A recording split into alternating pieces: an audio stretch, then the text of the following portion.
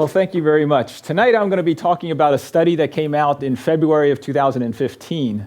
That's when the study came out. The study actually started over a decade before.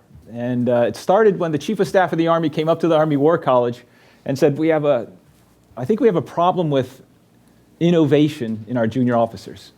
And he said, I think we've taken away all the time that junior officers have to plan, to develop, to resource, to execute their own plan, maybe fail a little and succeed when they try again. And he said, we need to do something about getting innovation into our junior officers. So he turned to the Army War College and came to me, and I had to put together a task force of about 10 War College students, those are colonels, and I sent them around the world, and I said, collect up every single requirement that we put on our junior officers. If they have to attend a class on something, I want to know about it, how long it takes. And we'll add this all up and figure out how many days worth of training we put on these junior officers. And the chief came back for his outbrief, and we told the chief, this is what we discovered. Company commanders, our junior officers, somehow have to fit 297 days of mandatory training into 256 available days. Now, in the reserve component, how many available training days do they have? 38. They still have the same requirements, but they somehow have to fit it into 38 days. And so we said, Chief, we love to blame things like sexual harassment training, security training, and all that stuff, but that's not our problem. The problem is in the Army, we have a culture where everyone at every level, with good intentions, creates requirements for those below. And we love to tell them how to do it, when to do it, and what to do. And so we determine everything, and we suck out all the chance for innovation for those below us. Well, that study came out in a publication called Stifling Innovation. And like I said, that was over a decade ago. Well, ever since I did that study, something was always in the back of my mind, though. Because what we concluded in that study, it's physically, literally impossible to accomplish everything the Army wants us to do. And yet, we have to report what?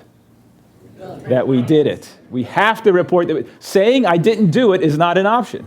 So it always bothered me, wait a minute, if it's physically impossible to do everything, what are we reporting? And I sort of knew the answer to that. Okay, so I said, how can you reconcile these two things? And so I said, I want to study this. So I got a colleague of mine named Stephen Garris, and I said, what we're going to do? We're going to go around asking the officer corps. I focus on the officer corps here. I said, I want to ask them, how are they dealing with this? So I went to Fort Benning, Georgia, where I could talk to infantry and armor captains. Those are people with about 4 or 5 years in the Army. And I wanted to ask them. I went to Fort Lee, Virginia, where I could talk to captains in logistics. So now I have the combat arms, I have logistics. I went to Fort Leavenworth, Kansas, where I talked to majors. These are people with about 9 or 10 years in the Army of all branches. And then I went to the Army War College, where I talked to lieutenant colonels and colonels, people with about 18, 19, 20 years in the Army, their experiences. And I also went to the Department of the Army and the Pentagon to ask questions there. And so I would get them in groups of about 8 to 10 people, and I would ask for volunteers to come to these groups by saying, I want to talk about training requirements, the demands on mandatory training that we put on people. Well, if you want to get a group of Army officers together to talk, tell them you want to talk about mandatory training requirements, because everyone gets in there, and it's just like New Yorkers. You love to complain about this and complain about that, and so we'd sit there and we'd complain about everything. And you think that's bad? I got to do training on Constitution Day. That's true. I just had to do that. You think that's bad? We have to do it on bath salts. Well, and then so we'd talk about all the mandatory training. I said, is it possible to do all this? And they say, no, it is impossible. And then I'd say, so what did you guys report? And as soon as I said that, conversation stopped. Because what was I doing? I was asking them, do you lie? And nobody in uniform wants to be asked that question, because that's an insult. Because those in the uniform, and I'm not in uniform, but I say we because it sounds better than they or you, okay? But I say we, so it sounds like inclusive, but I'm really not in the profession anymore. But those in uniform perceive of ourselves as above the normal way of life. We think of ourselves as more moral, more a person with integrity, with honor, because that's the way we grew up. That's what drew us to the military. And so for some guy from the Army War College to come in and say, do you lie? Well, I got answers like, one colonel said, nobody was ever asked to report something as true that was not. Or a captain said, I've never given a false report. Never intentionally have I said, yes, we're 100% on this when I knew we weren't. And so that was the response I would get. And it was not surprising, because if you look at Army officers in particular, they did a survey of 20,000 Army people, and what they found was 93% of them said that their own values match the Army values of loyalty, duty, respect, integrity, honor, personal courage. So they view themselves as people who set the standard for ethics, people who set the standard for morals. So that's their view of themselves. Plus, we have a society that views the military and the leaders of the military as worthy of respect because they can be trusted. 55% of Americans say they can trust the leaders of the military of all the institutions in America. Now, at first I thought 55%, that doesn't sound that high, and this is from the Harris poll. But when you look at, that's the highest institution rated, and you look at the opposite end, that's Wall Street and Congress at 6 and 7%, then the military looks pretty good. All right? So we have a society that tells us that you can be trusted. You have integrity. We tell ourselves that we have integrity, and then some guy walks in and says, so do you guys lie? Those are the responses you get. But I would ask the question many different ways, and after about 20 minutes of me asking the same question over and over again, finally someone would put their head in their hands and say, well, okay, fine. We find ways to qualify our answers. It's not quibbling. It's assuming risk, or you got to make priorities, or we got creative, or we met the intent. And then you started hearing words like hand-waving, massaging, fudging, checking the box, giving them what they wanted, and finally someone would put their head in their hands and say, okay, fine, we lied. And as soon as they said that, we started a different discussion. And that's the way sometimes giving this talk occurs, because people walk in the door and they say, who is this guy? And I can't believe he's going to insult my military. And so sometimes I have to get past that stage in giving this talk, because nobody wants to say, did you lie? And hear someone say that. But once we get past that, then we can have a discussion on, so what is going on here? And if you listen carefully, I am not accusing the military of having unethical people. What I'm really saying is that we have created a system that forces us to exist in the system, to lie to it. And we need to do something about that system. We have very moral people, but we put a burden on them where we force them to lie to us. So I would start talking about, what happens? Well, once you break the dam and people say, okay, we lied, then suddenly the examples start rolling. And a common example that you get with Army officers is, we had a bunch of deployments going there for a decade and a half. And they would give the example of, before a deployment would happen, you'd send all the troops off on block leave. Everyone go on one last 30 days of leave before we ship you off to Iraq or Afghanistan. But when you come back, suddenly you had all the mandatory training that had to be done. You had about a month before they shipped out that you had to get everything done. And so they were stuck in the auditorium, they're stuck at the range, doing every single thing. Well, a lot of times there wasn't time to do it. So the way they dealt with it, for example, one captain told me the way they dealt with it is they'd pick the smartest dude, and he would go take the mandatory training 9 times for the other members of the squad, and then that way they had a certificate that proves they had completed it. Or someone else told me they walked into the platoon sergeant's office, and the platoon sergeant was standing beside the copier, or the copier printing machine, and he said, so what are you doing? And he said, he's cranking out paper, and he says, I'm doing mandatory training. And or I get examples of sometimes the first sergeant would call all the sergeants in, and on the table he had all these rosters laid out. And he said, okay, we have an inspection coming up. We're about to do all the annual training. And so here's different colored pens. Start filling them out. And they'd start filling out all the names of all the mandatory training. I see some of you nodding out there, so you know what I'm talking about. It's not a comfortable memory, but I think you know what I'm talking about. And so that's the training. Now, the problem with starting off with training is everyone focuses on the mandatory training because the mandatory training is easy. It's easy to remember examples where rosters were falsified, where people didn't show up and still they got credit for doing it, or we just blew it off totally. But what we also created, we've created a culture where it's spread out way beyond the mandatory training. What do I mean by that? Well, here's some examples. If you go downrange or in combat, okay, we have an example of something called a storyboard.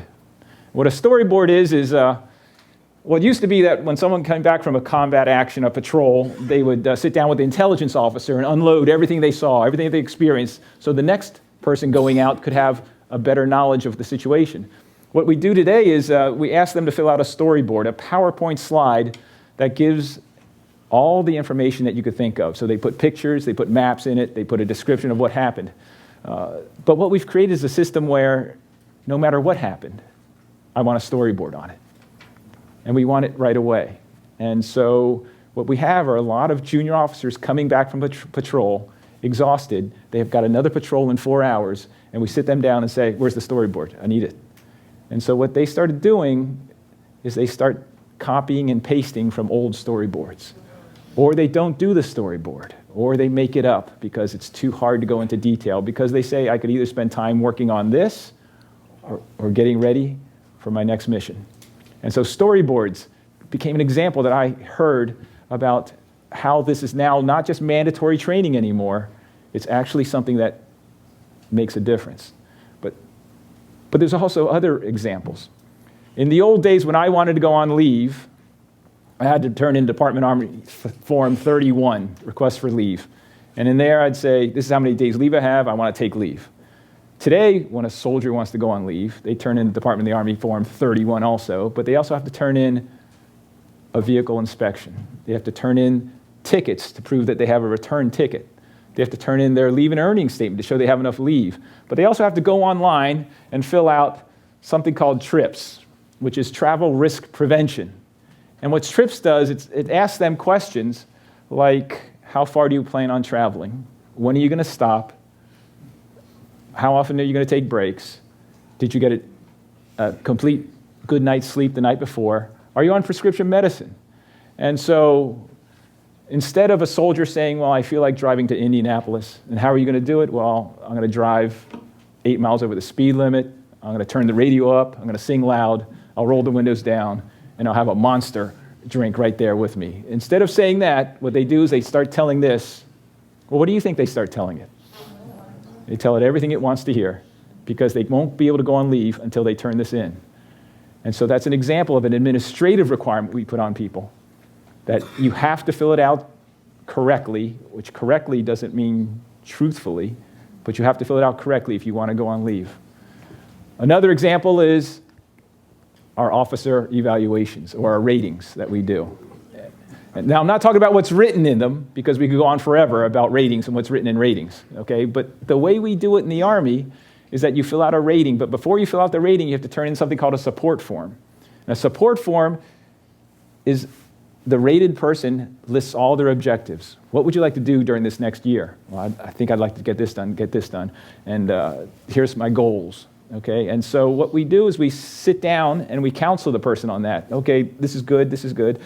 But then we also have an obligation to counsel them once a quarter. So that's 4 counseling sessions that we should do with the rated person. It's a really good thing when people get counseled on this for the initial counseling. But it's really hard for people to follow through with the 3 quarterly ones after that. And yet when we go to turn in the person's rating, they'll finish everything up, they'll write it all up, they'll take it to the clerk, and they'll say, here's the rating, here's the OER, we call it Officer Evaluation Rating, and the clerk will say, well, you missed the quarterly counseling here. And you'll say, well, I didn't do it. And the clerk will say, we need some dates here. And you say, I didn't do it. And they'll say, we need some dates here. And so what happens is you go in the other room, and they'll start agonizing. Now the question is, what do they agonize over? They agonize over what date to put in there, because it can't be a weekend. Right. Or if you're in the reserves, they agonize over what date to put in there because it has to be a weekend, okay? But right beside that date are their initials. And how much time do you think they spend agonizing over the fact they're about to initial a lie? They don't spend any time on it. That's what happens when we create this environment. And so tens of thousands of these forms are turned in every year. And I can guarantee you that 99% of them are lying, because it's really, really hard to come up with those 4 counseling sessions. And yet we overlook this. So it's not just mandatory training, it's surrounding us. And there's so many requirements, there's so many ways we have to that say we are in compliance, that it becomes very easy to now create this culture. So the question is how does this happen? Well, this happens through something called ethical fading.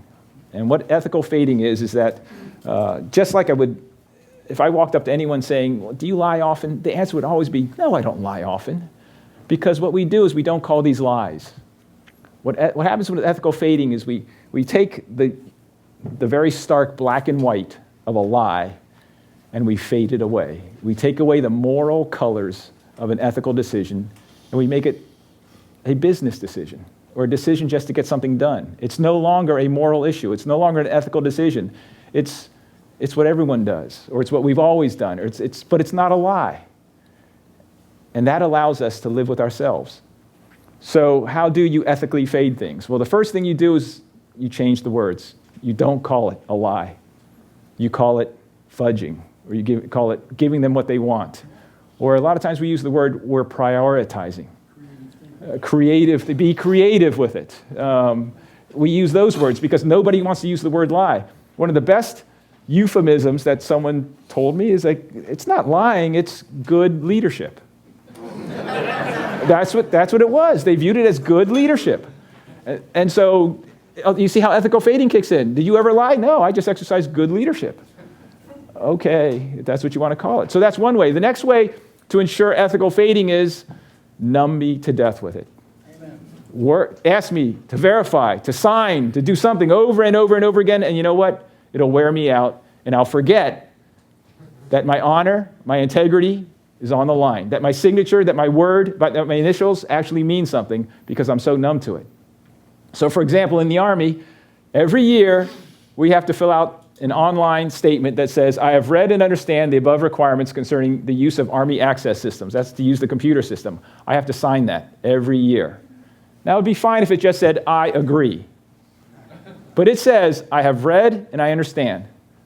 I've been working for the Army, well, I've been associated with the Army for like a long time, okay?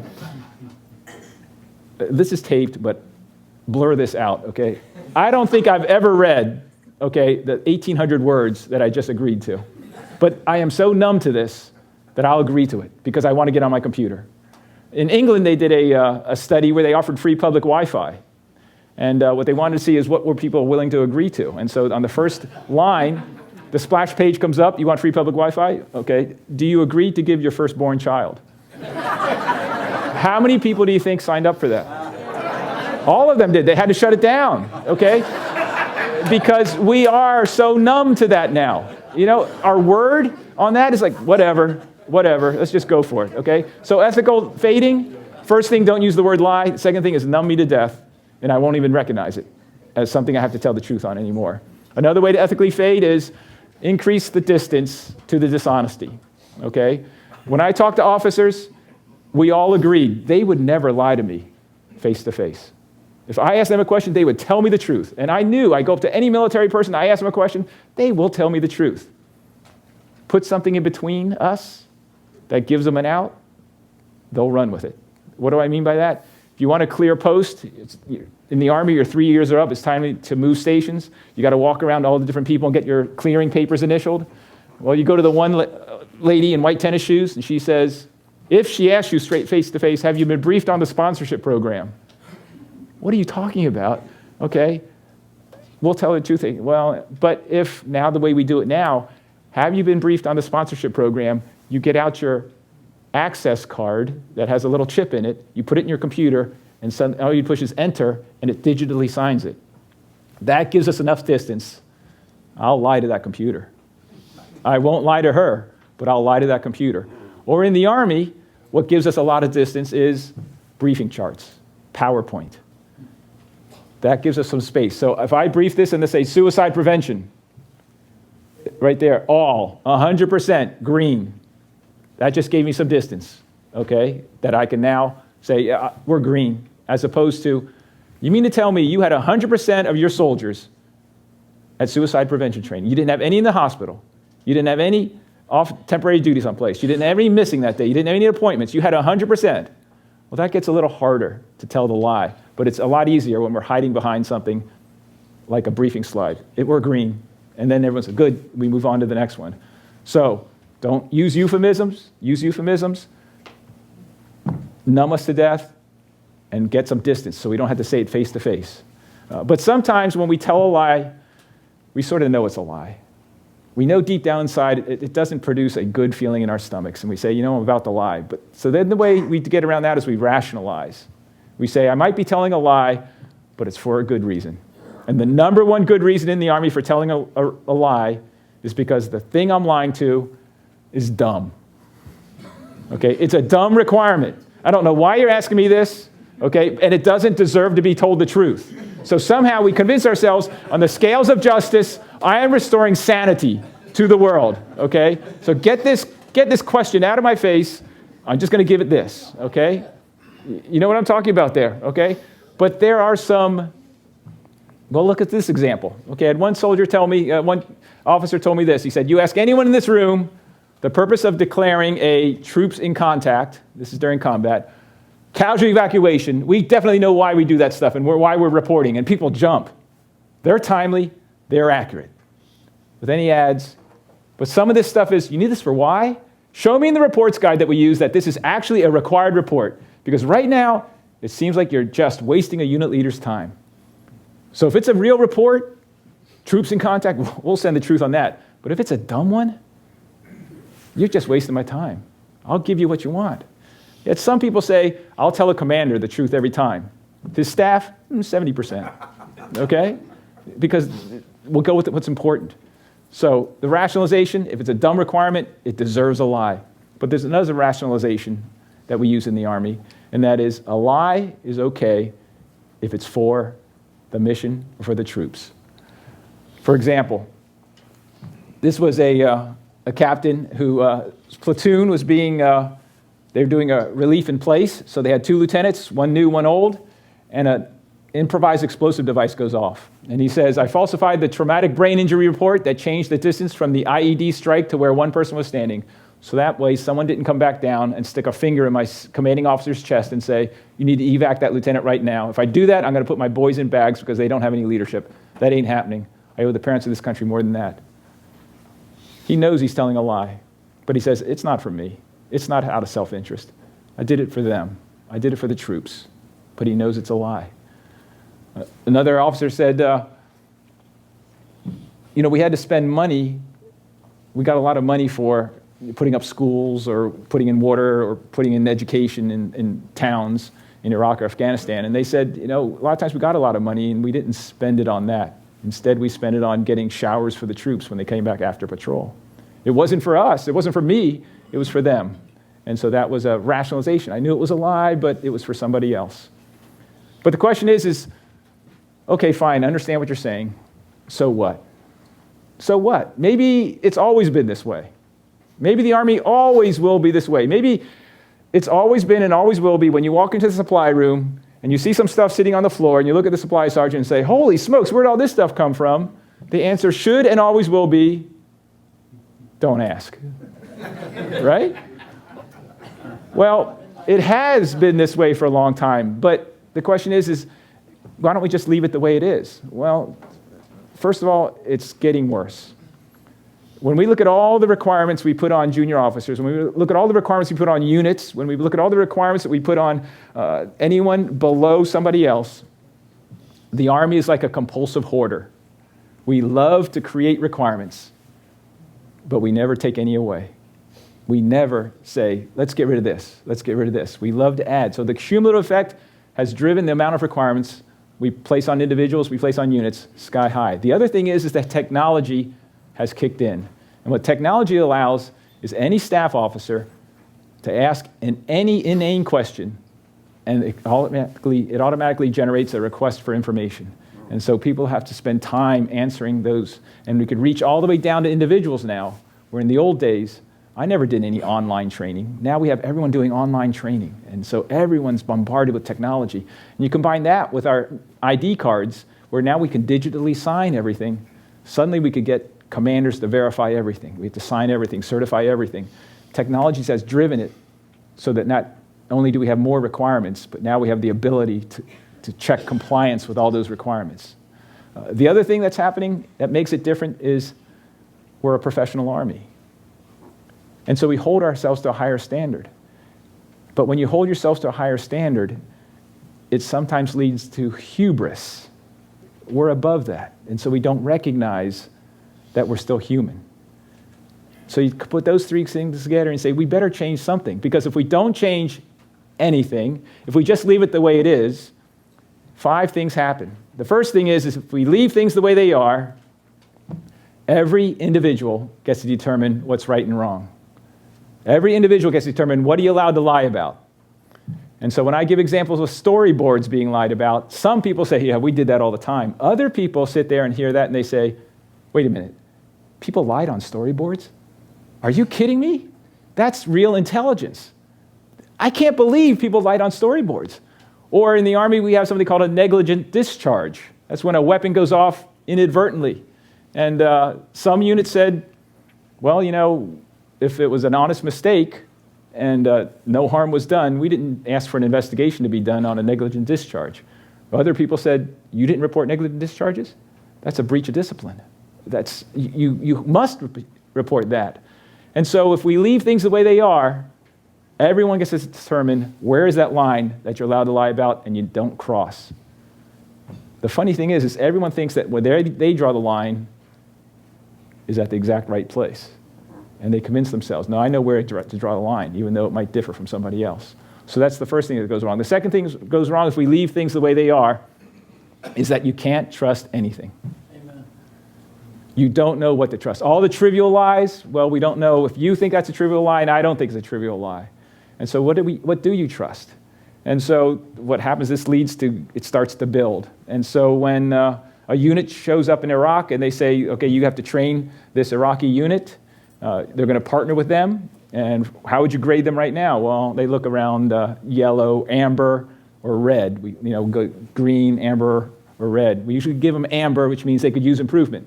At about, you work with them about 6 months. After about 4 months, you say, okay, they're moving up to amber. What do you think units rate their partner unit as they leave? Green.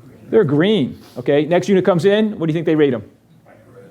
Amber, red. Okay, then before they leave, it turns to green. Well, you add all that up, okay, and we start having it where we look at these partner units and we say, well, they're green every time, and then we get a false impression that they're better than they are. And so it adds up. What can you trust? What can you trust? So every individual gets to determine what's right or wrong. It leads to the slippery slope. But what the status quo also does is it masks people who lie because of self-interest. Because right now the Army's undergoing a downsizing, and so it's getting very competitive. And so nobody wants to be the one person sitting in the room during the briefing and saying, well, I know everyone else is 100% on human trafficking training, but we're only at 85%. You don't know whether that person's lying, everyone else is lying because they want to get ahead, or if they're lying because they think it's better for their troops. You can't tell the difference. So what we're doing is we're masking those people and the interesting thing is that we all have that inside of us. We all want to look good. And so even though we might want to say we're doing it for the troops, we have to be careful that we're not trying to look good ourselves in a competitive environment.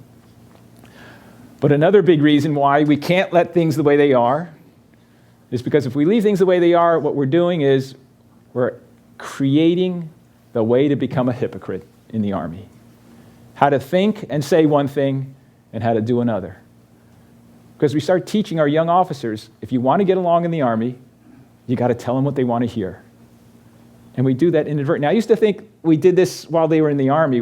I was corrected, though, when I was giving a talk. Someone stopped me and says, no, I learned this before I even came in the Army. And so what they talked about is they went from the recruiter to the military entrance processing station, the MEPS station, and they went there and they're filling out the paperwork, and there's a question on there that says, have you ever used drugs? And the person, right, okay, I experimented with it, hands it across. The person on the other side does what? He looks at it, turns it around, and says, you might want to rethink that. And right then, that person learned, this is how you get by in the Army. You tell them what they want to hear, then this is the way things become. I remember as a second lieutenant, as a brand new second lieutenant, Fort Belvoir, Virginia, we got in this auditorium. It was going to be my first Army physical. So they had the doctors up front, and they had us fill out the paperwork. They said, oh, block 1, put in your last name. Block 2, put in your first name. Block 3, social security number. We get all the way down to block 12, and it says, describe your current physical condition. And they said, block 12, right, I am in excellent physical condition. So 100 of us, I am in excellent physical condition. For an entire Army career, in block 12, I wrote, I am in excellent physical condition. Because I thought that's what you're supposed to write. It never dawned on me that, holy smokes, why do I write that? There's only one physical where I listed everything that was wrong with me. And what physical do you think that was? My retirement physical. I made, anything hurt, I wrote it down, you know? But I didn't see anything wrong with that, okay? And I signed that form. Every year I signed that form, never thinking, this isn't true. Why am I doing this? Because I had learned that you want to get through this? Knock it out, okay? But we teach our youngsters to be hypocrites. We teach our youngsters to be hypocrites. But there's also another danger of leaving things the way they are.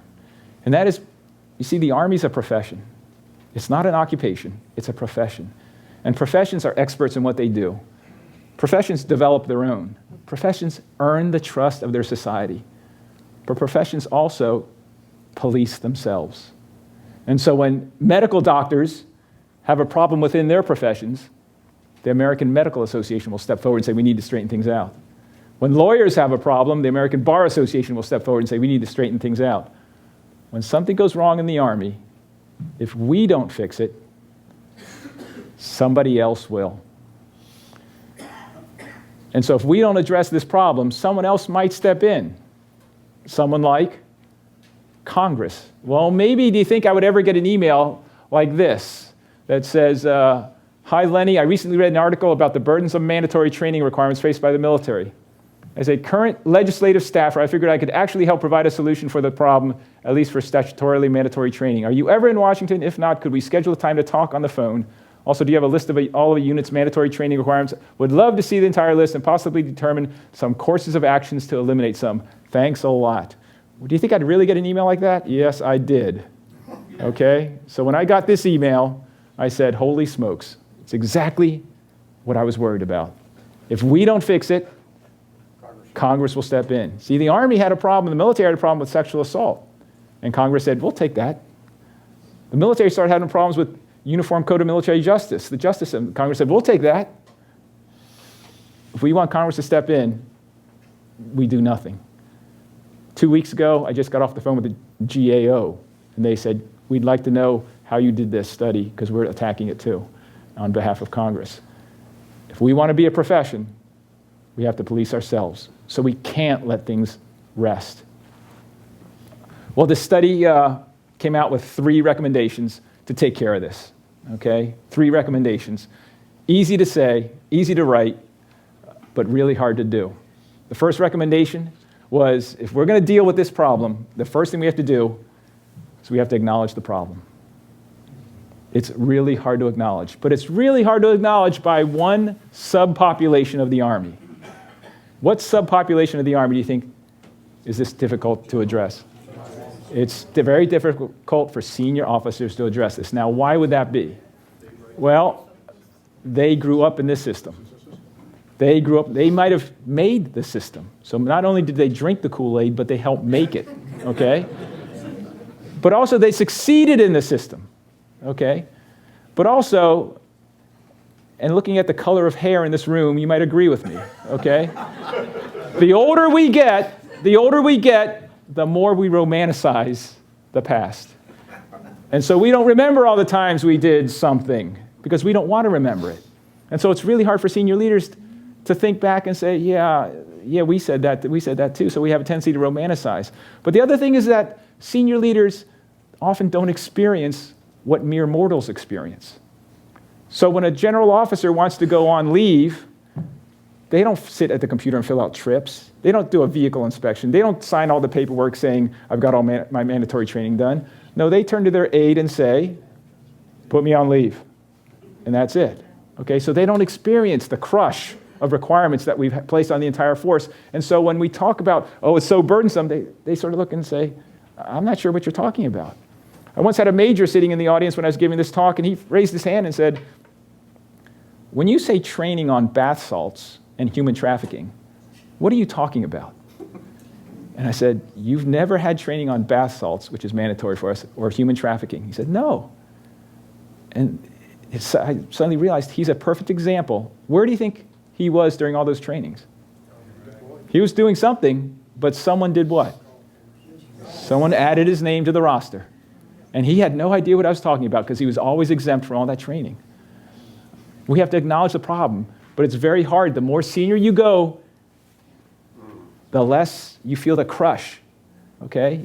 So we have to acknowledge it. We have to talk about it. We don't have to put ourselves down. It's still a noble profession, but we need to address this within the profession. So the first step, acknowledge the problem. The second step, we need to exercise restraint.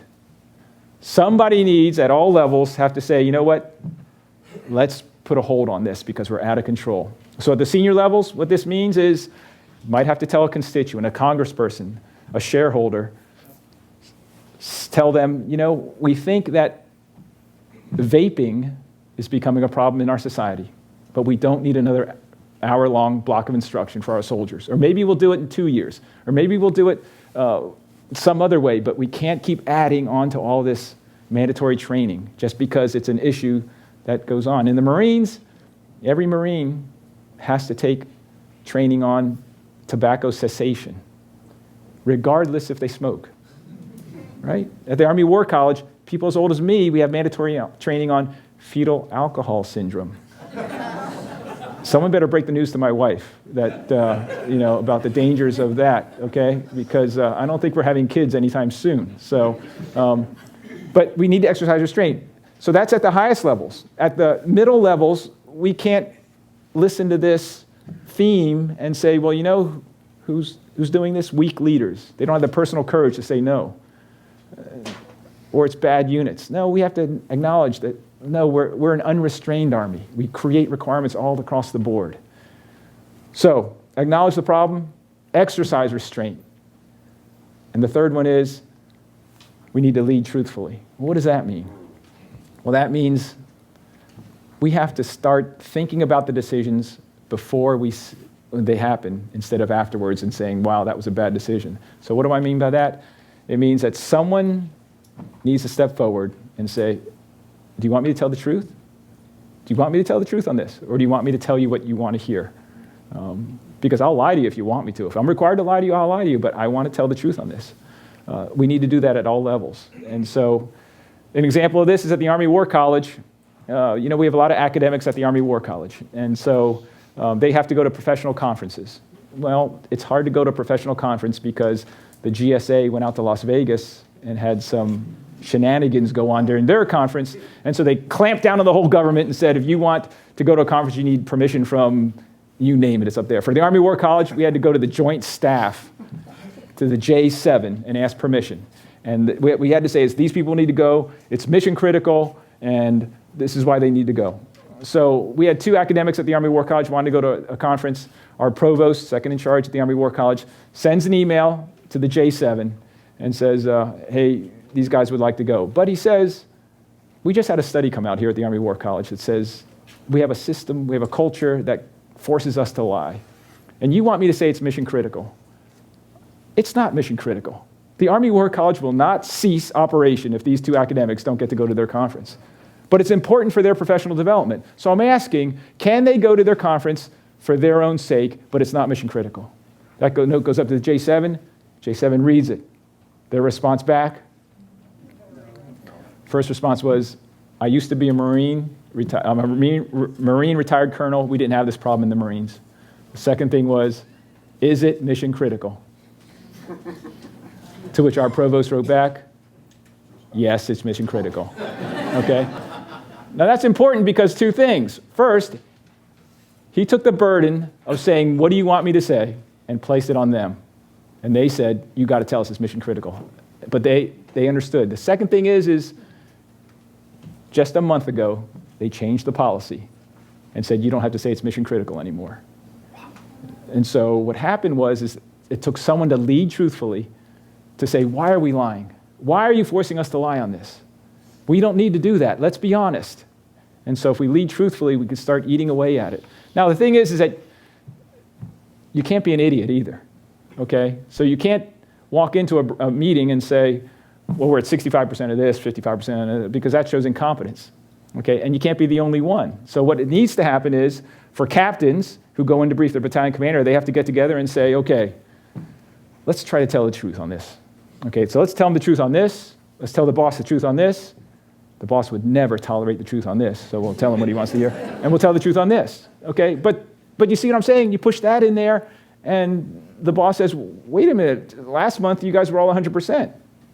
Well, sir, ma'am, we decided to come up front, okay? Someone needs to lead truthfully. That's the only way this happens.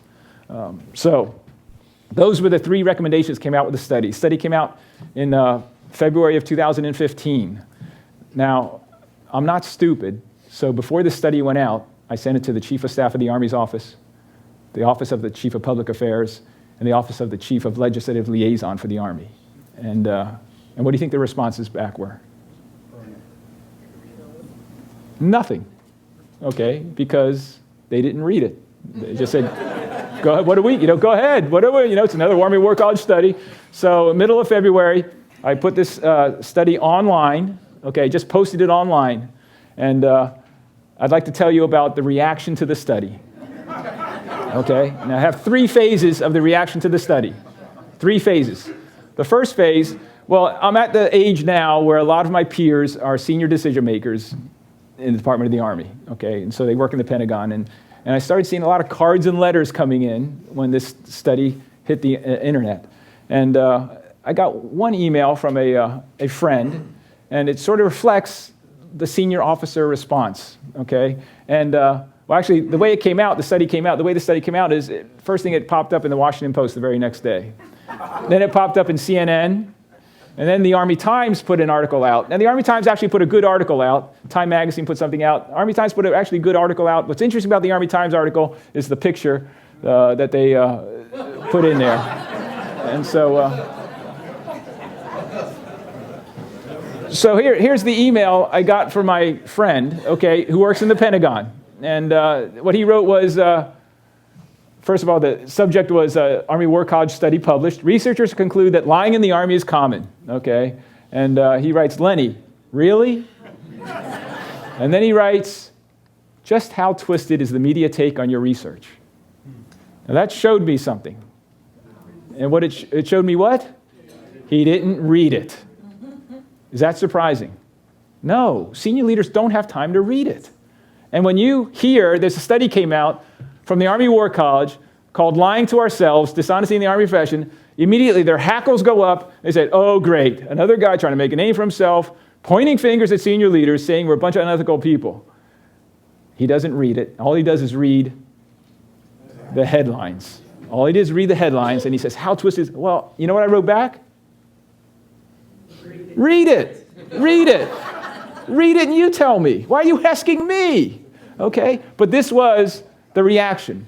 Okay? The first reaction from the senior leaders was, wait, how could you do this?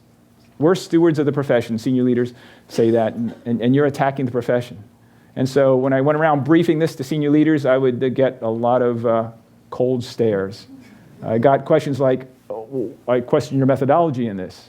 And I look at them and say, oh, what methodology? I went around talking to people. That's all I did. Or, you really picked a bad time for this. Well, when is a good time to have a study, And so that was the reaction. Now, the interesting part was I also picked up a reaction from the rest of the force. And this study started appearing in places that the rest of the force looks at. And here's a website called Doctrine Man, okay, that they have discussions about what's going on within the profession. And one of the comments in there was this: in other news, water is wet. Now here, I've got senior leaders saying, how could you do this? I question your findings. And then I've got junior officers saying, so what's the big deal? You make a living doing this? You know, they paid you for this study? Are you kidding me? It's an open secret. Everybody knows this is happening.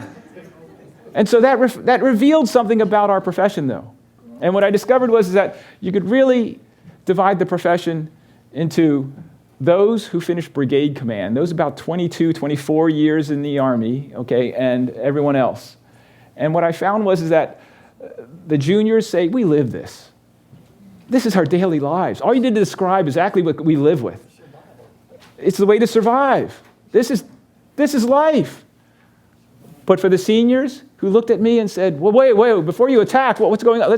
They told me, not so fast there, youngster, okay? Just hold on. Let's you know how you get let's not overreact. Let's just take it easy, okay? That was the response. A lot of anger, a lot of denial, but also a lot of no kidding responses. That was phase one.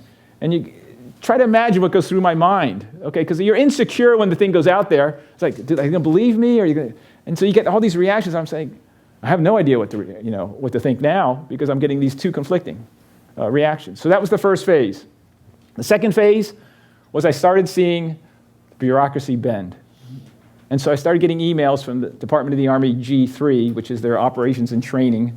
And they asked me, so how did you figure out how many requirements in this study you did over a decade ago?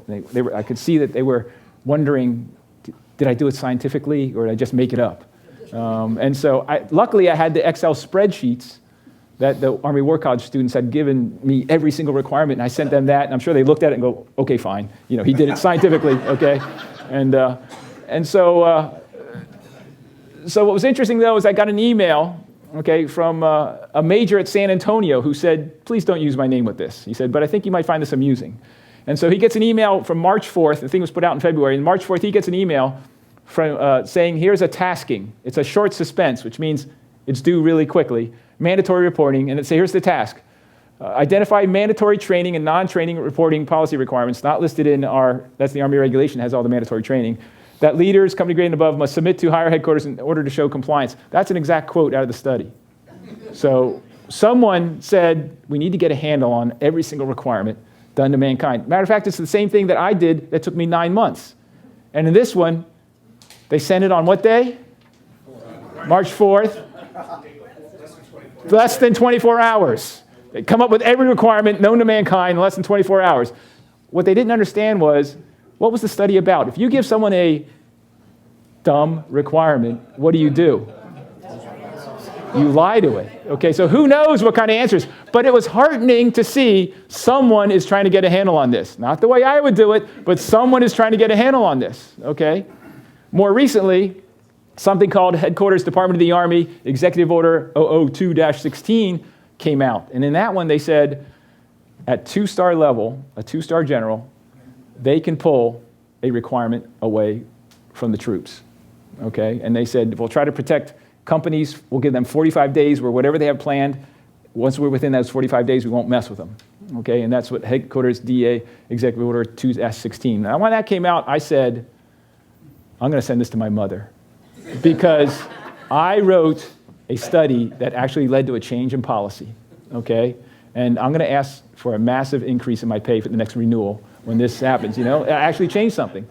But that leads to the next phase, okay? Because I said I made a policy change, okay? But as I briefed this, and I briefed this at the pre-command course at Fort Benning to Infantry and Armor Battalion and Brigade commanders, those are the up and rising leaders in the Army. I was briefing this, and I was all proud of this, and one of them raised his hand and says, so what else you got? And I said, what do you mean? He says, 2-star level and above can pull a requirement? Isn't that what else do you have? Can I pull a requirement? I said, no, it's 2-star and above. He says, are you kidding me? That's all that came out of this? And so I started realizing we're shifting to a new phase. And that's where people are, now that we acknowledge the problem, people are wondering, where are the changes? When am I going to see something change? Because at my level, I haven't seen anything change. And so sometimes I wonder, see, if I wouldn't have written the report, we'd all be in this fantasy world, but nothing bothered us. But now that I've written the report, every time I have to do one of those requirements that I can't do, I know I'm lying now. And I have to deal with that.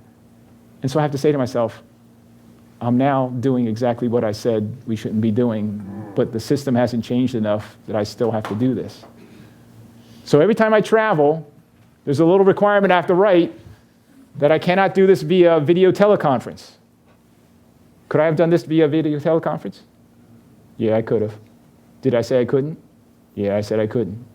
Because I still have to put that every single time I travel. And so those requirements are buried everywhere. And so when I started sensing in phase 3, yeah, the bureaucracy's bending, but people now say, things haven't changed in my life. I still live in the exact same environment you described. I haven't seen any changes. And so when I brief, and so what I'm seeing is we continue to live this. We're continuing to live this. The problem's been identified. We're waiting for someone to make changes. Now, it's interesting when I brief this, the reaction to the whole thing is I had a room full of standing brigade commanders. These are colonels and on their way to becoming generals.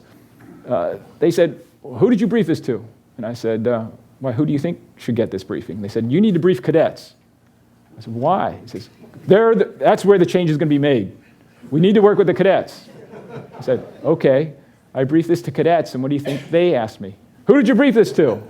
And I said, why? They said, you need to brief the generals. Why? That's where the change is going to be made. And so, you see, what's happening is everyone's waiting for somebody else to make the change. If we want to make this change, it has to come from everybody. It's scary because it introduces risk. But that's what I'm discovering, is that the rest of the forces, you continue to live this. Meanwhile, like I give talks on this, and I went down to the Judge Advocate General School in Charlottesville, Virginia, where all the Army lawyers were gathered. And I gave a talk, and they, just like this, and they gave me the little feedback sheets about he talks too fast and all this kind of stuff. And one of the comments was, one of the biggest problems with our Army was presented to the senior leaders of the JAG Corps, considered the conscience of the Army, and then we thanked Dr. Wong and continued on our way without addressing the elephant in the room. What can we do to change a culture of self-deceit? This person was frustrated. He said, I was just one person out of a whole agenda. I gave my talk. They didn't even give me a coin. They shook my hand and sent me out. Okay? And he was frustrated, saying, wait a minute. What are we doing? Are we doing anything? And so I feel this sense of disillusionment, dissatisfaction. And where's the change? And so that's where we are now. And I had to sit back and say, what do we have to do in the Army to correct things? We'll never be perfect. We'll never be perfect. But that's part of our problem. We want to be perfect. But we'll never be perfect.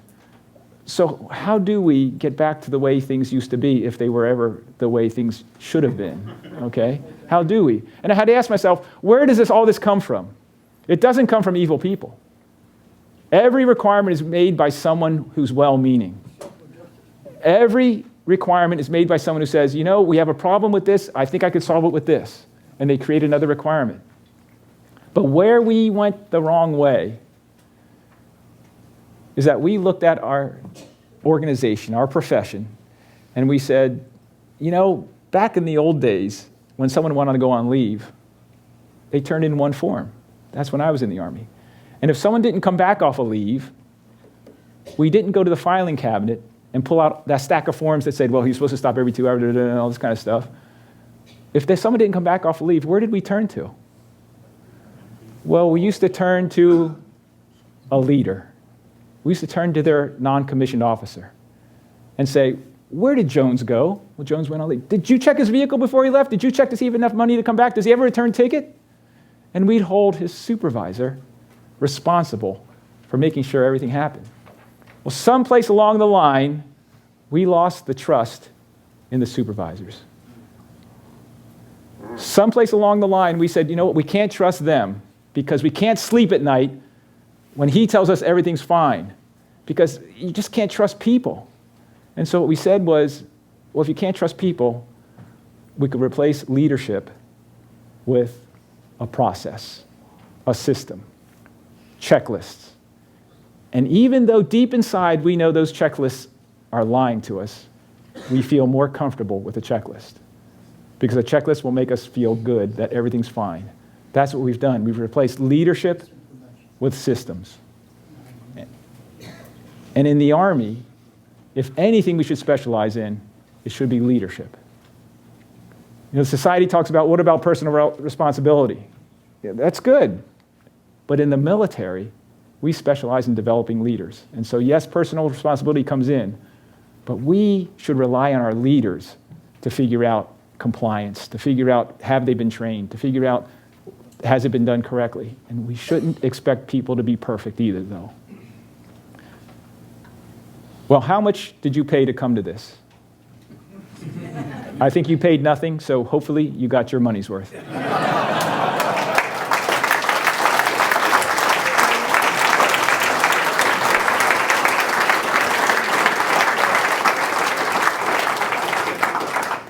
Any questions? Yes, please. Thank you very much. In 7 years active and another 22 in the National Guard, I've experienced everything. But over the last 8 years, we've had, 137 flag officers purged because they didn't give the right politically correct answer. How on earth can we possibly change this in the current political situation? I don't see how we can do it. That's a question that I can't answer, right?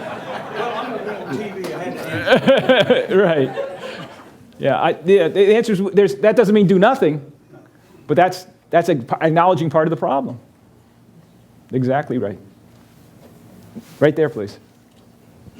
Thank you. I'm not a medical, I'm a medical provider, so I'm not a military person, but I have high regard and respect for what you're doing because accountability and incentive is what we need to go forward with. And it's, I think, exemplified in everything, even in the media. So I thank you very much for what you've done. Do you think this phenomenon only occurs in the military? No. And so that we won't go there unless you want to stand up, face the camera, and say your name. And yeah, okay. So this happens in the medical field, right? And so academe, education. Yeah. Did you? Yes. And you're saying Army, but what about Air Force and the Navy? So I'm just saying. Does the Navy people in the room? There's a name for this, right? Gun decking. They have a name for it. See, they named it even before I studied it. And so, right here, please. As you spoke, I was sitting there fidgeting with my fingers and said, what am I doing here? Because you were just turning me inside out. You thought you were coming for a nice evening. Oh, no. But I'm sitting there saying, did I do some of that? And perhaps I did, but the requirements that were laid on, I just simply don't remember. A bad word, I hate to say it, but I don't remember a lot of gun decking that I did, and flying gunships in the Vietnam and all that stuff. You didn't have to. All you had to do is just do what you're supposed to do. So and aboard ship, I can't remember. Hey, if things weren't right, they weren't right, and you tell the skipper, and that's not right, and let it fall where it happens to. So I was sitting there saying, doggone, did I do that? And how much of that did I do? And I'm sitting there half listening to you and asking myself those questions. And so that was pretty uncomfortable lecture that you gave. Thanks for the, I'm not sure what. Yeah. Yes, please. Thank you for a great lecture. The good news is the new leader at the Behavior Science and Leadership School at West Point is a Pensacolian. He's got a tremendous ethical base and a tremendous desire to do what's best for the Joes. Very nice. So if iconoclasts like you will continue to show up and support him, it'll get better. In the back, please.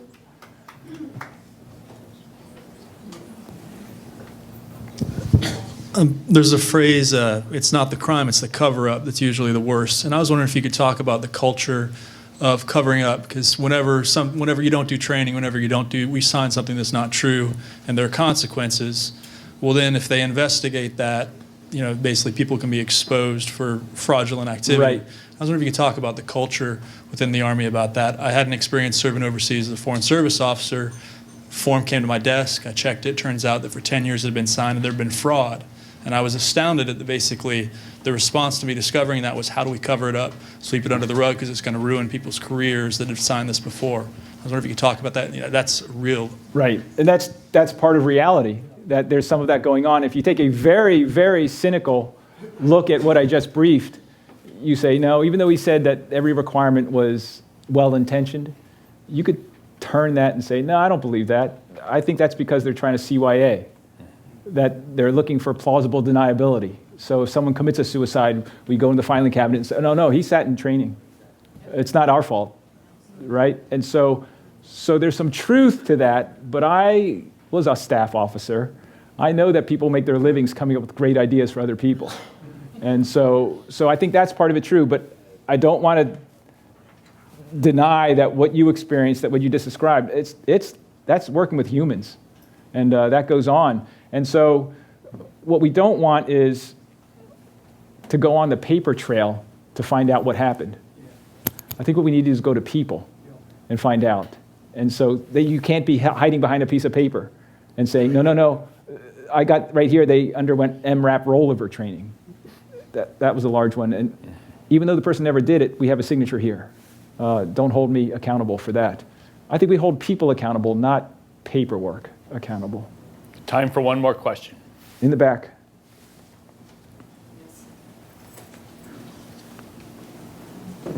First of all, it was a great talk, and I appreciate it. I spent 30 years in the Navy, so I can speak from the Navy side.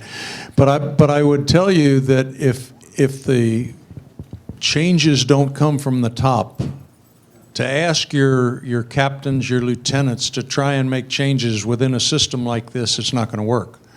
You have to have the top leaderships, who are the ones who have issued these directives to begin with, to cancel them, or you're not going to have any success whatsoever. And I was kind of curious, what has the Army, since it's been about a year since your study came out, what have they in fact done to help alleviate the problem? Well, what the Army has done, what I've seen from my perspective, is it started out with great resistance, especially from the senior leaders. That's totally changed. Now you see senior leaders pushing it, saying, read this, execute what it says, try to understand it. Now, throughout the Army, you have what we call LPDs, Leadership Professional Development Sessions, within units, where people get this study out and they talk about it. Does this go on in our unit? How could we stop it? But the most important thing that goes on, though, is now when you sit someplace and there's a requirement or a briefing that happens, people are very attuned to saying, okay, is what you just briefed?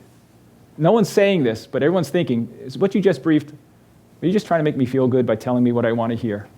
Or is it the truth?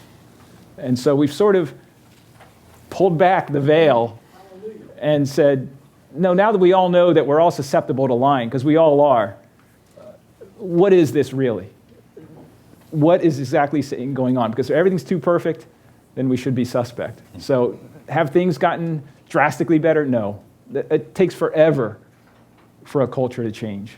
And the only thing harder than getting a good idea into the Army is taking an old one out. And so that's what we're trying to do, is take a lot of things out. And that takes forever in the Army. But I'm optimistic. Somebody's got to do it. I'm optimistic. On that note, let's thank our speakers.